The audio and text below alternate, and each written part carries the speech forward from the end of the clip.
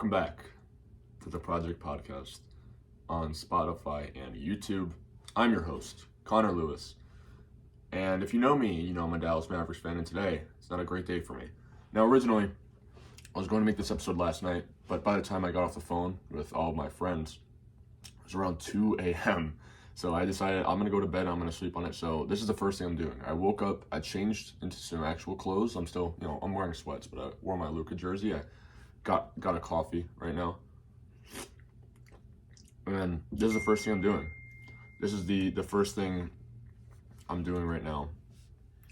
And I don't know. If you're not in the know, essentially I have the trade pulled up here. Dallas Mavericks receive Anthony Davis. Okay. Max Christie. I don't know who that is. And a 2029 Lakers first round pick. The Utah Jazz get Jalen Hood Schifino, a player I only know from 2K, 2 second-round picks, and the Lakers receive Maxi Kleber, thank God, Markieff Morris, and Luka freaking Doncic. Now, I am going to try to remain as calm as possible here because last night I remember it very well. Last night it was around 1 a.m., probably a little earlier than that. Maybe it was like midnight. Whatever time it happened, I'm driving home. I get the notification on my phone. I look. I pull over immediately and call my dad. That's the first thought I had. I called my dad right away. I could not believe it. I still really don't believe this. But, yeah. Essentially, my beloved Mavericks traded our franchise corner piece, a guy who brought us to the finals, who is also like 25 years old, and already maybe the best player in the league when he's healthy. I mean, he's not healthy right now, but when he's healthy, arguably the best player in the league.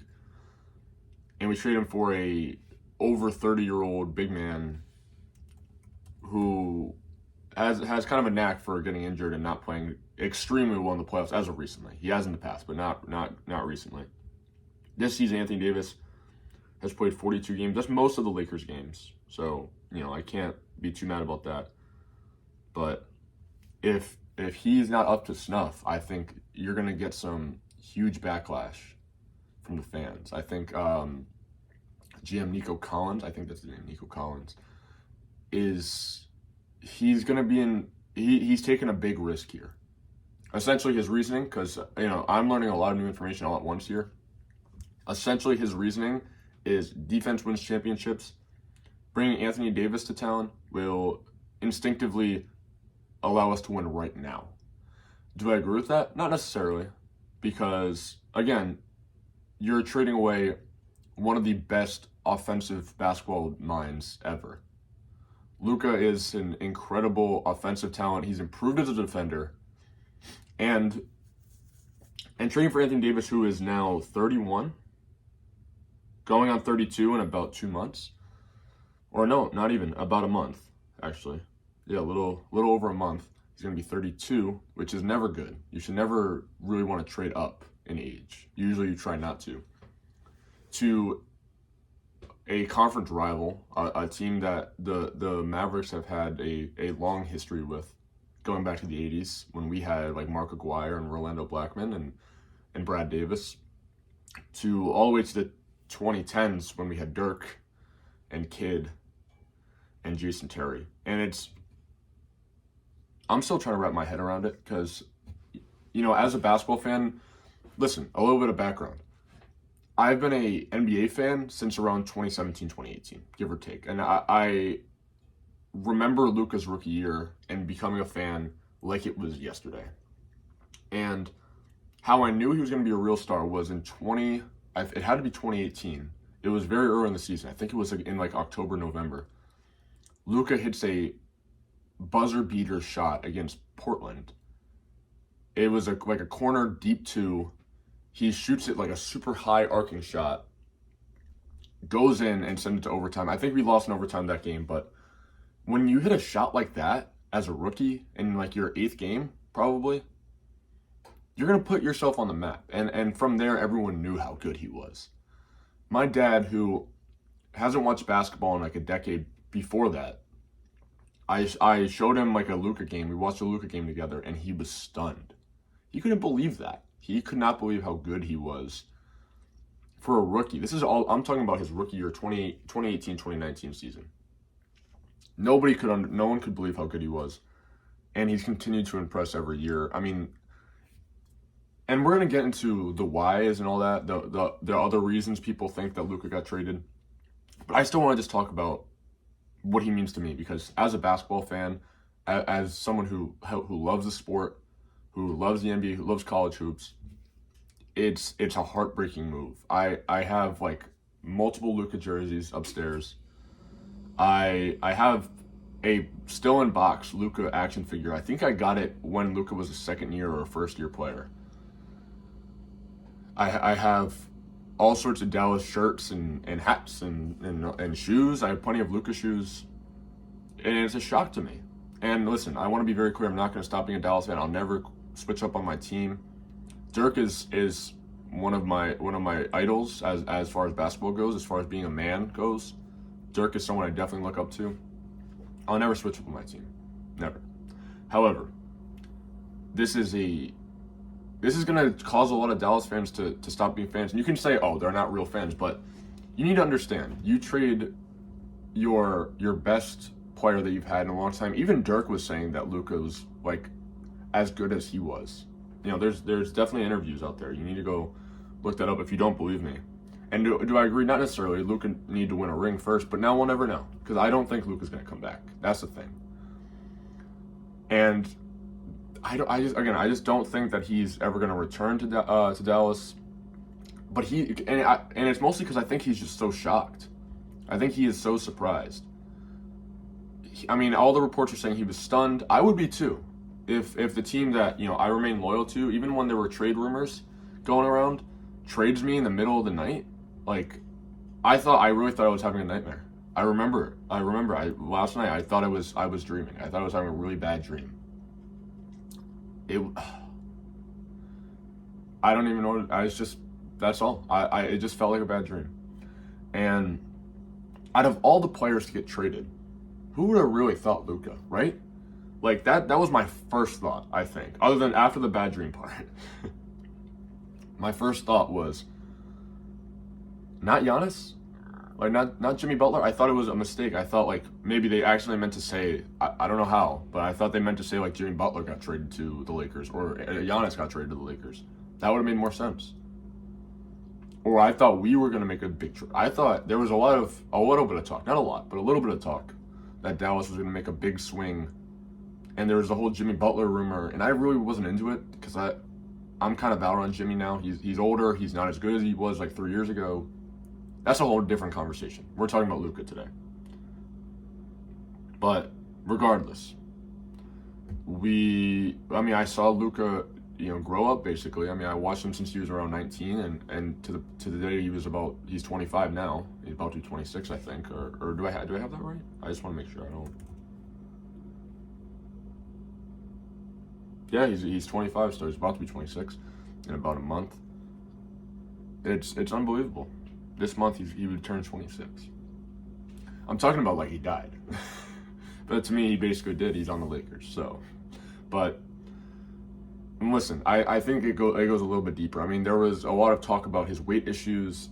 Listen, I think it's all BS, if I'm being real. I think the weight problems, I don't know how true it is, and listen, I'd be lying if I said he didn't put on some pounds, 100%. But that didn't stop him from dominating. I mean, let's look at his numbers from this year. Now, granted, he only played 22 games, so he missed a good chunk of the year. 28 points a game, 8 rebounds, 8 assists. That's as good as you're going to get from any player ever. That's what I don't understand. It's not like he's like playing bad. Maybe to his standards, it's not great. Because last year he led the league in scoring. He averaged damn near triple-double last year. But 28, 8, and 8, basically, is better than you're going to get from anyone. He brought down the turnovers too, which was a big deal. And his defense was a little better. I think his shot wasn't quite there this season. I mean, by all accounts, his shot wasn't great. But this is a real shock to me. Honestly, this is a really, really big surprise. I still don't even, I'm still trying to grasp it, and it's the next day. And I just woke up, so I'm a little fuzzy right now, but so that's issue one. People think it's the weight. Issue two, I was talking with my friend Jeffrey on the phone last night.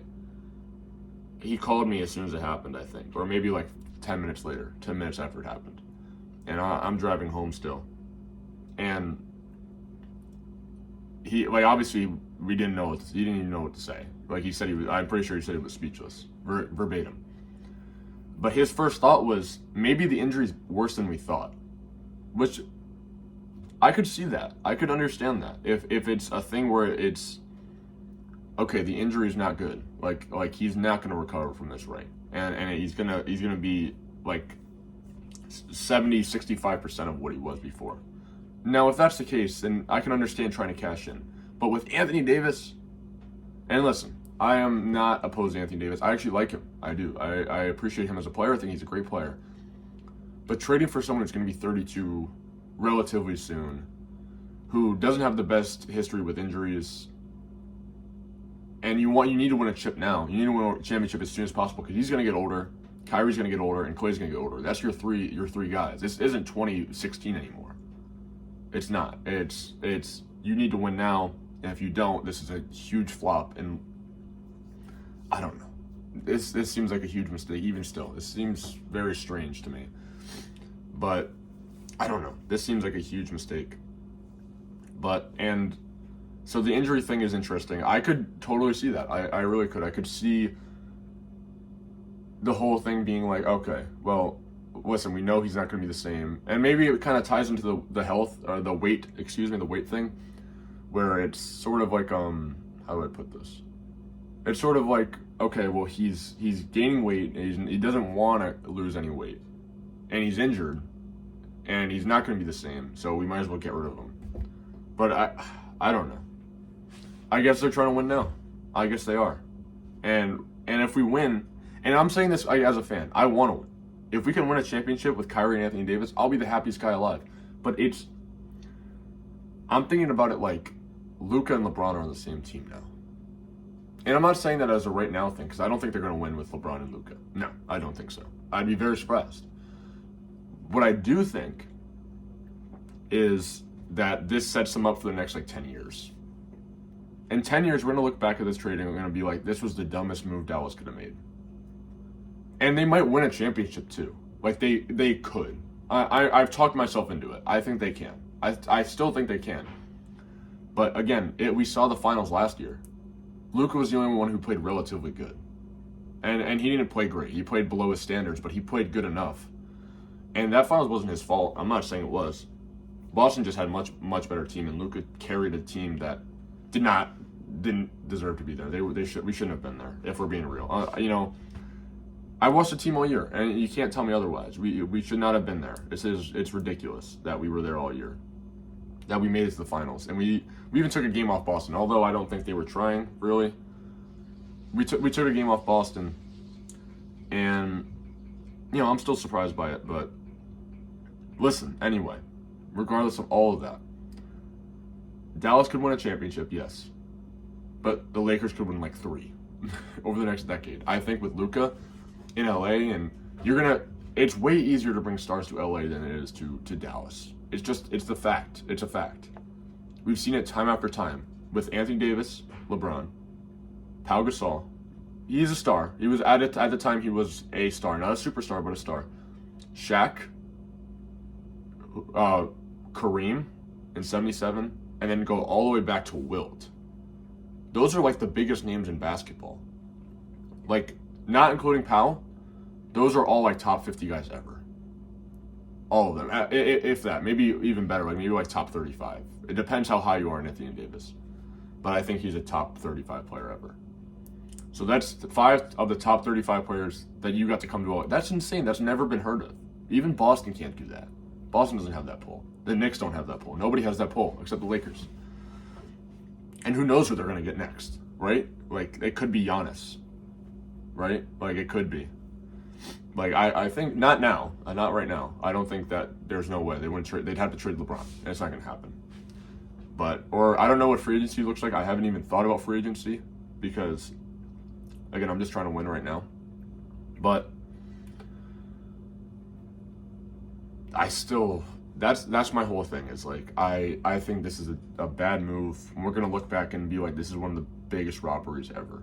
And it's another Lakers steal. And somehow the Lakers and Celtics always manage to come up on top. They always manage, even if they don't win, they always win, right? Like, it always happens. You know, every time we thought Boston was really out, and we're like, okay, this Tatum Brown thing's not going to work, and they win. And in the bubble, everyone's like, okay, this is a wash. The Lakers aren't going to win, and the Lakers win. It's like, okay, great. But listen, and I there's one more point I want to get to about why I think we traded Luka, and it's not about health, it's not about weight, it's not about any of that. It's not about any of that stuff. My first thought about why they traded him, Luka must have killed somebody. Like, seriously, he must have actually murdered somebody. That's like the process I'm in right now. That's what I'm trying to talk myself through. Is the only possible way they would have traded him was if he did some heinous act and we don't know about it yet. Right? Like I still don't understand it. And it's like, get rid of Kyrie. No, like, and I know that sounds harsh. And I love Kyrie. Do not get me wrong. I have a pair of Kyries. I'm a big fan. You trade a 25-year-old who's in the middle of his prime. Yeah, I know he's injured. He brought your team to the finals. He made your team, like, relevant again. If Luka never went to Dallas, if he didn't leave the Atlanta Hawks, like, in that trade, if they didn't trade for him, nobody would talk about Dallas. Nobody. Absolutely nobody would. And he brought them to the finals. He gave them significantly great runs. He brought them to the conference finals more than once.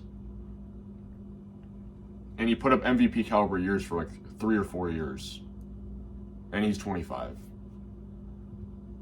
It doesn't make sense. And anyone who tries to disagree, I'm sorry, you're wrong. I cannot agree with you. You're trading a superstar who's 25 years old, who's going to go down as one of the 20 best basketball players, assuming he's healthy. And we get a nearly 32-year-old big man.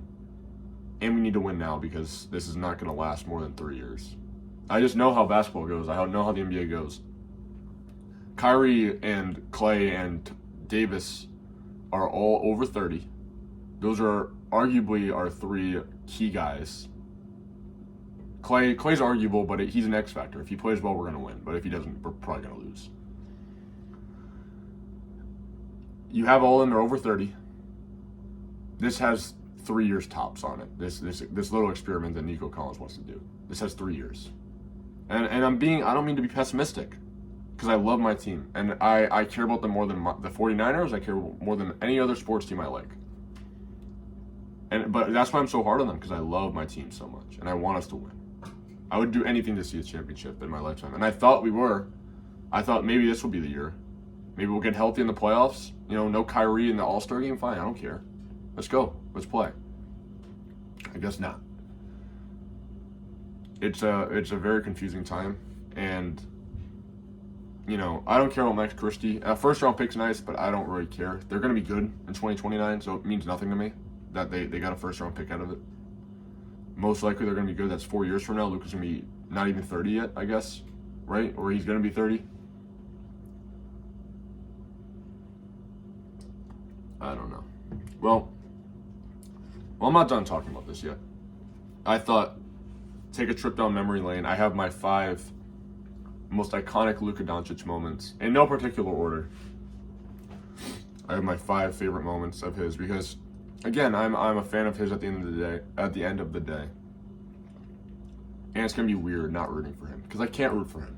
I'm not a bandwagon. I'm not stopping supporting Dallas. I'm not gonna stop. But I want to think about our best moments with him. And these are not in a particular order. But first, it's number 1 is the Portland shot that I talked about earlier.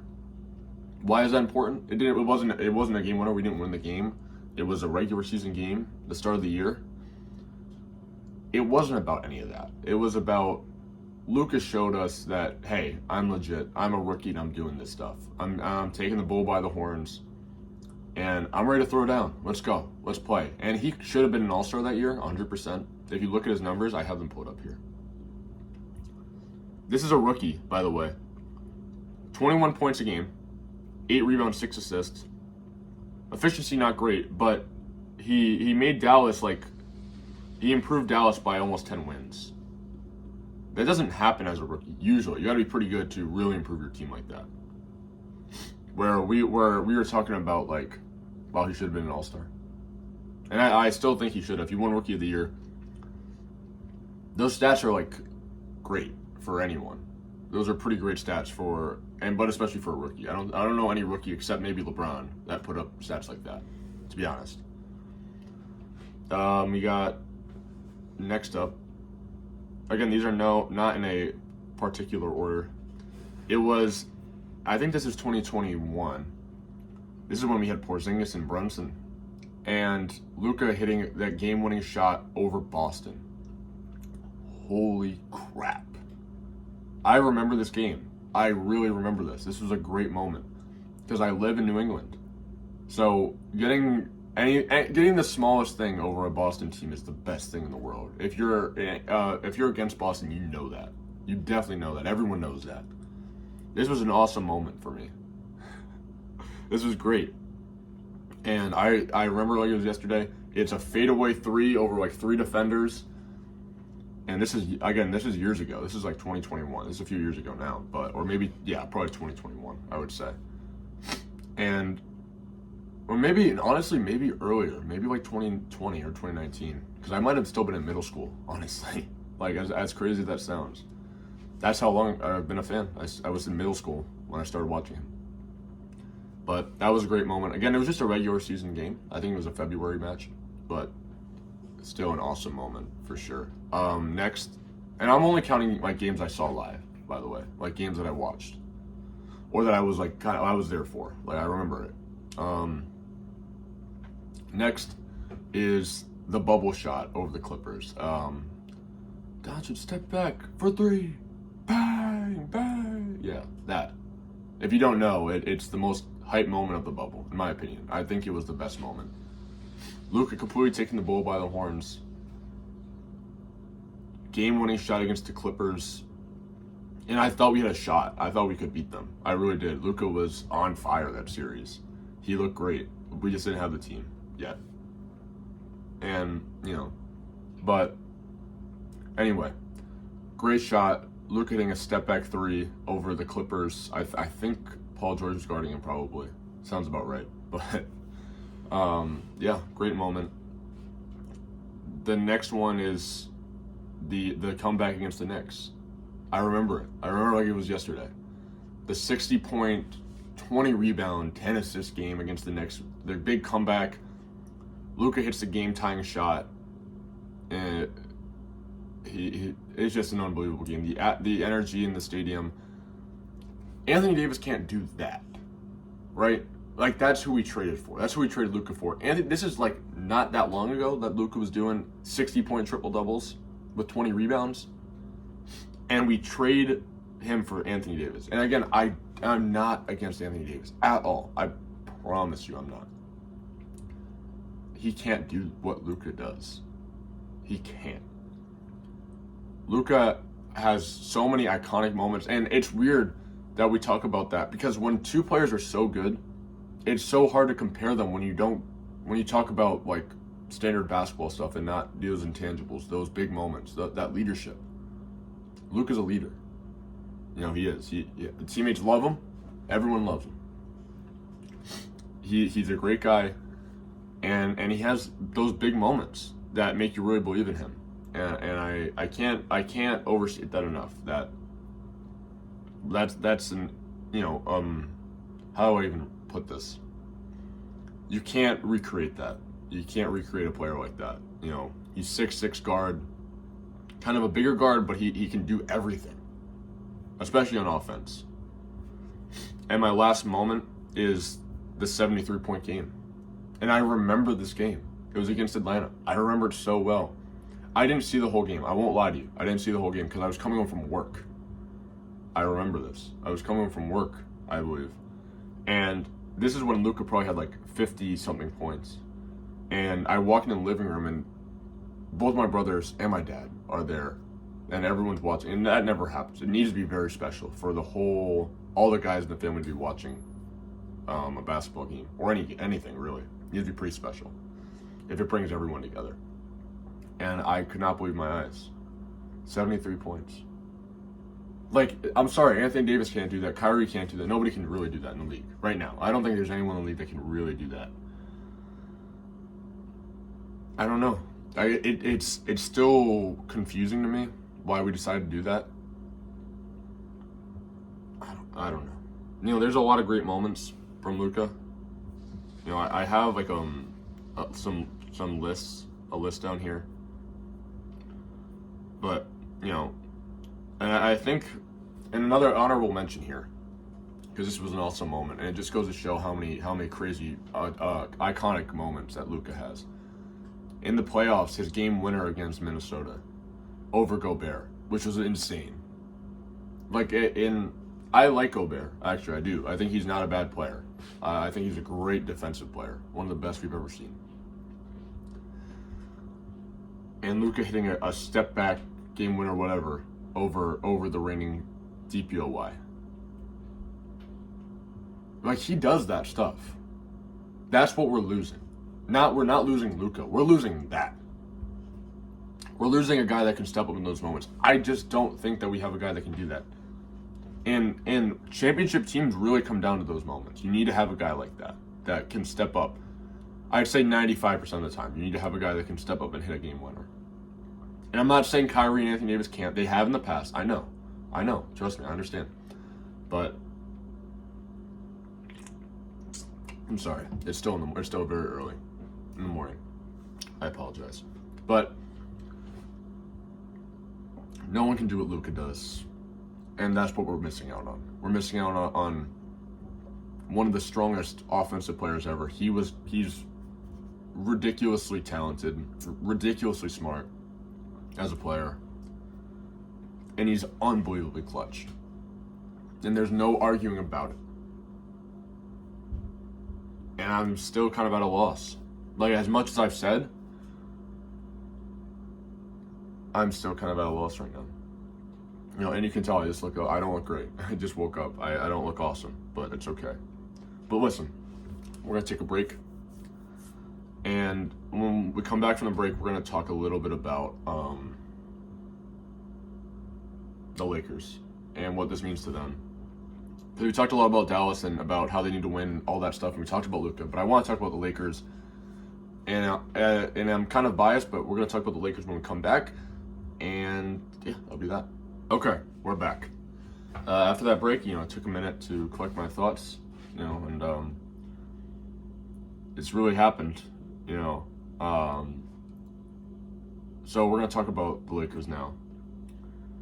Number one thing I thought of is how much did LeBron get involved in this? And let's be real. Let's just get real for a minute. We know he gets involved in these things. We know that he's a part of the front office stuff. You know, you can't deny it. It's just true. How much was he involved in this? And we're never going to really know the answer because there wasn't much like tampering going on, I don't think. I mean, LeBron, they uncovered a tweet from a couple years ago saying how much LeBron loves Luka. I don't know if that means anything. I think that doesn't really mean it. He says about every athlete. He says that his favorite athlete's literally everybody. I think at one point I was, you know, for volleyball. I think he saw one of my clips on Huddle, and he was like, "Oh well, this kid's legit. This kid is insanely talented." You know. No, but seriously, I don't know. Yeah, that was my first thought is how much was LeBron involved in this? I think he was 100% involved to an extent, at least. Now, what does this mean for the Lakers, though? What does this whole ordeal mean?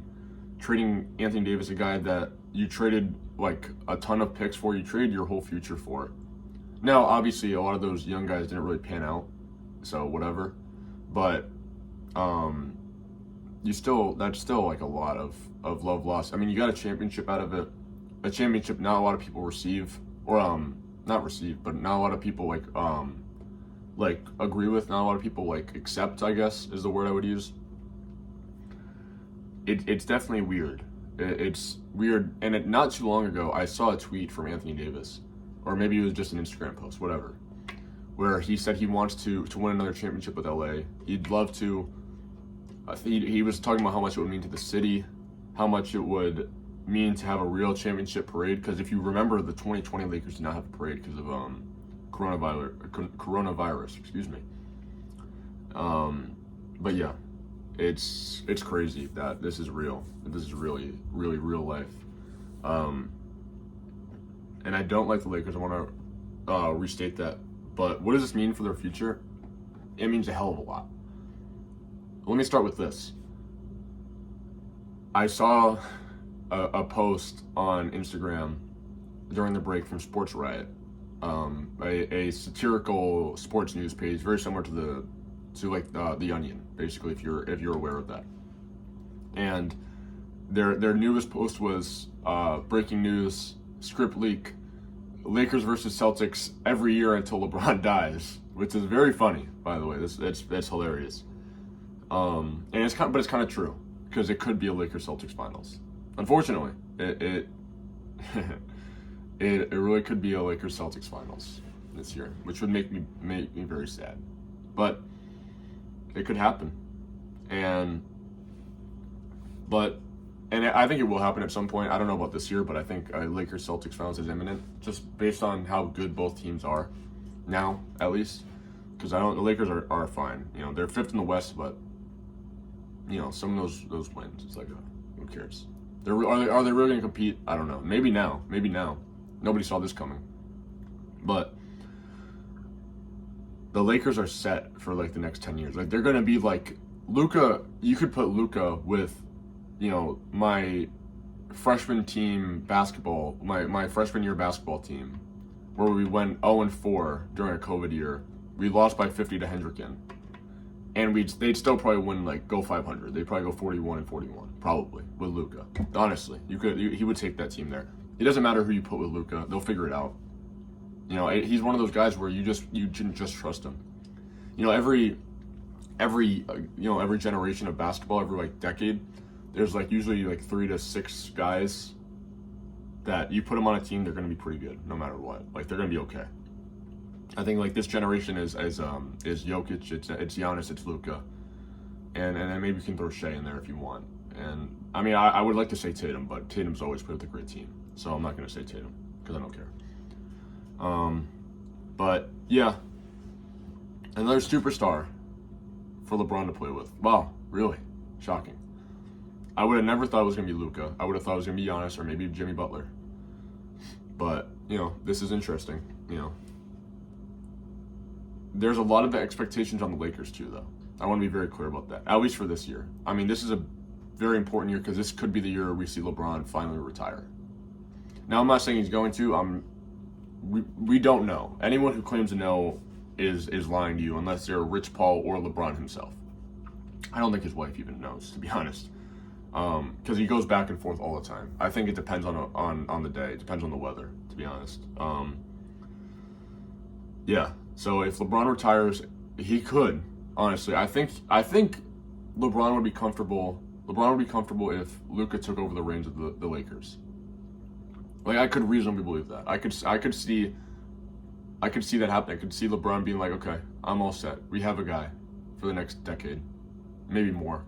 You know, he throw some of LeBron's magic onto him, some of that longevity spell. Give it to Luka. And you're good for another 20 years. You're welcome, LA. But I don't know. This is fascinating for so many reasons. You know, we got to talk about the Jazz part. No, I'm just kidding. I don't care about Utah. I really don't care. Utah's not going to be good ever. I don't think they'll ever win a title, like ever. But the Lakers, they might do something. They won last night against the Knicks. I was at Topgolf. Very fun place if you've never been. I was watching the game and LeBron was unbelievable. And I'm not a LeBron fan. I've never been a LeBron fan. I've never had a reason to be, for sure. I've been a Dallas fan. Why am I going to be a LeBron fan? I don't have any reason to. And yeah, you know, I don't know. This is shocking. The Lakers took down the Knicks pretty convincingly last night without Anthony Davis, and now they're going to have Luka. And the Knicks are good. Like, the Knicks are pretty good. They were healthy. Essentially, they were pretty healthy. However, I don't think this is the last trade that happens before the deadline. The deadline is... Sorry. I probably should have had this prepared better. Is the 6th. We have a couple days. That's this Thursday at 3 p.m. For me. I don't know. Check your local listings on the time. But I don't think this is the last move that happens.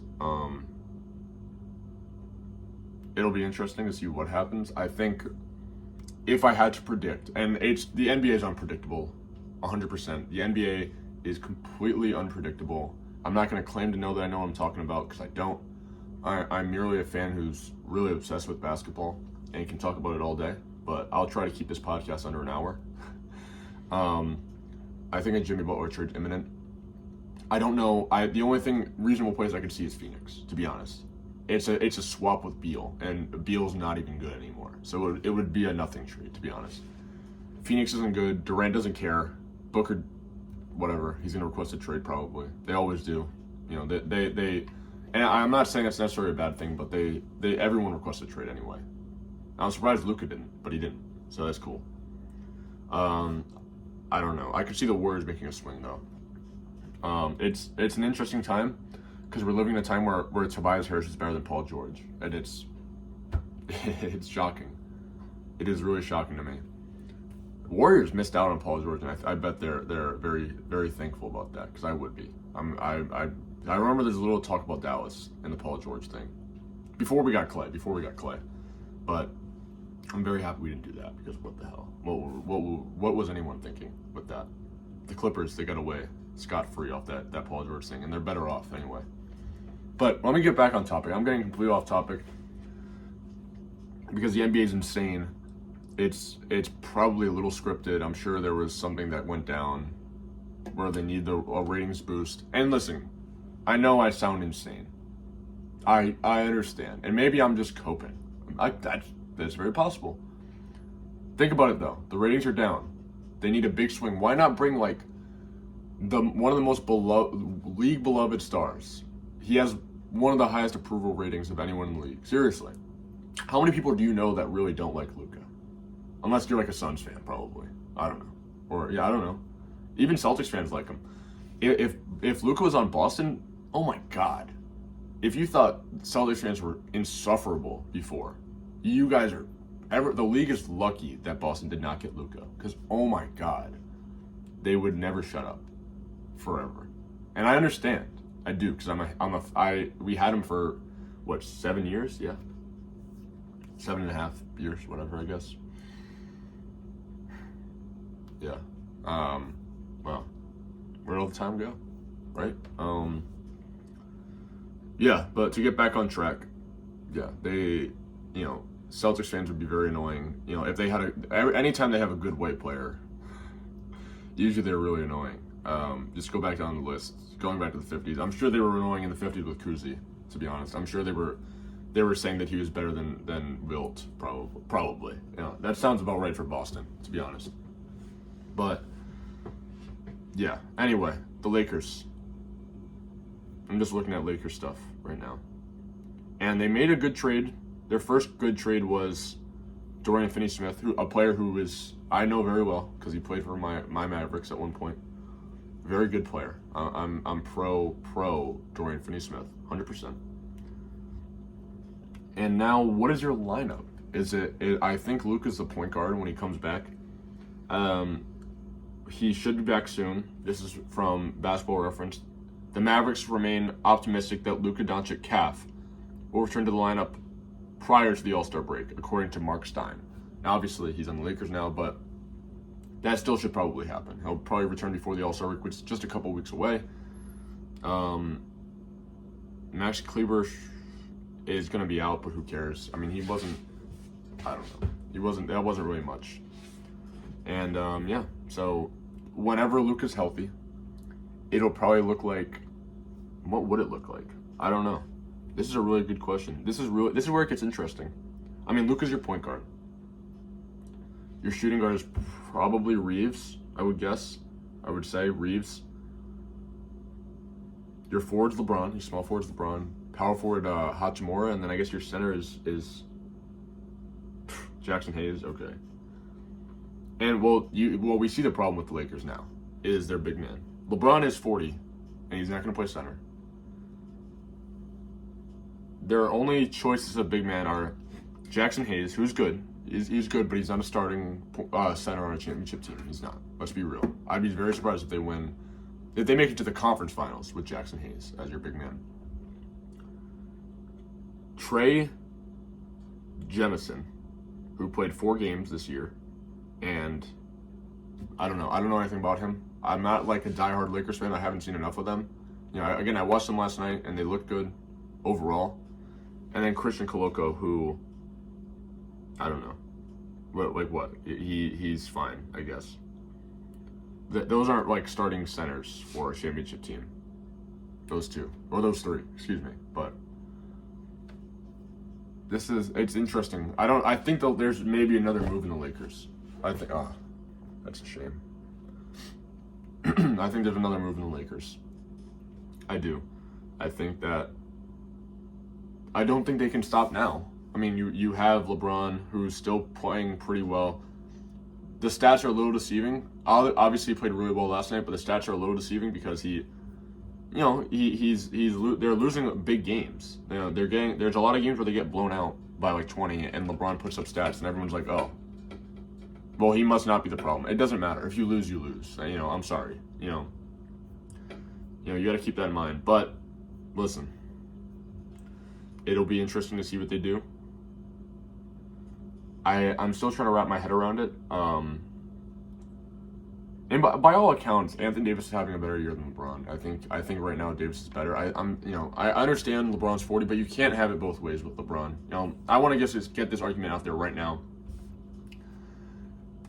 When LeBron plays well, their whole argument with his fans are, oh, he's 40 and he's doing this. That's great. That's awesome. And as a basketball fan, you gotta love to see a very talented player do something like that at the age of 40. I think one day it will become the standard. Like, I think that there will be several players who are playing into their 40s and who are still very good. I think it's just how it works, how evolution is going to go. And I think one day we'll see a 50-year-old. I don't see why not. I mean, we saw Vince Carter technically be in the league till he was like 45, so it's not like out of the question. But when LeBron plays bad, everyone's like, oh, he's 40, give him a break. It's like you can't have it both ways. I'm sorry, you just can't. You gotta. If you're an NBA player and you play in a game and you play bad, you need to be able to receive the criticism. I don't care if you're hurt. I don't care if you're old. I don't care if you're in a wheelchair. I'm gonna be honest. I don't care. It doesn't matter. Like, if you're in the NBA and you're playing, you're good to go. You're good as gold. You're good to play. So you cannot play bad. And if you do, you get the heat. But I'm gonna get off my soapbox right now because I don't. Because that was probably nonsensical to most. But anyway, so let's just wrap this up. I don't think anyone wants to hear me talk anymore. I'm still kind of in mourning Connor mode, where it's like some of the words that come out of my mouth probably don't make any sense. But in summary, the Lakers are going to be good for the next 12 years. They have Luka. They're going to be good for a while. I don't think anyone's arguing that. LeBron has found a guy he can pass on his legacy to that's not his son. Maybe someone who's actually like a good basketball player, who's NBA ready, and we didn't throw him into the NBA because we wanted to see LeBron and his son play together, right? Is that fine? Like, is that, are we still having that argument about Bronny? Again, I don't want to get into a whole Bronny thing, but no one's hating on him. You forced him into the NBA. I'm sorry, you did. I don't think Bronny's a bad player. I think that when he's dominating the G League, I think it's good. I think he's great. I think he's a very talented player. I think he's much better than I am, obviously. I think he's better than a lot of people. you could have like kept him at USC for like another year and give him time. He barely played at USC to begin with. It's a very cutthroat organization as far as basketball goes. Very cutthroat. You know, they're not just going to let him play because he's LeBron's son. It's not how it works. You know, this is the real world now. This isn't high school. This is an AAU. And you throw him into the NBA and he doesn't play well and everyone's surprised. I'm not surprised. You didn't give him enough time to develop, and now you throw him in the NBA and he's not ready and it's too late. You know, he can't go back to college. It's too late. It's like, okay, awesome, thanks. But yeah, that's my Bronny thing. So I know nobody cares, but there's probably nobody listening at this point. But anyway, the Lakers completely got a steal in Luka. And Maxi Kleber, as much as I like to rag on him, he's not a bad player. He's just not very good. I'm happy we kind of got rid of him, you know, and I don't have anything against him personally, but he's not cutting the mustard, if we're being real. He's not up to snuff. And, you know, I prefer we don't do that. You know, I prefer we have a guy that's gonna help our team overall. Dwight Powell, you better be next, buddy, because I'm tired of him. We've had him for too damn long. I'm gonna be honest. He hogged number 7 from Luka, and he made Luka wear 77. That's a true story. Why do you think he's 77, not 7? Who wears 77? Omer Yurtseven. That's the only other NBA player that I've ever heard of wear 77 in my life. But I keep getting off track, but it's for good reasons. Because I'm upset. I'm pretty upset about this whole thing. Luka's gone. Nothing we can do about it. You know, if you're a Dallas fan or if you don't like the Lakers, this is probably a sad day for you. If you like the Lakers or you don't care for Luka, you're probably pretty happy. You're probably pretty happy he's on the Lakers.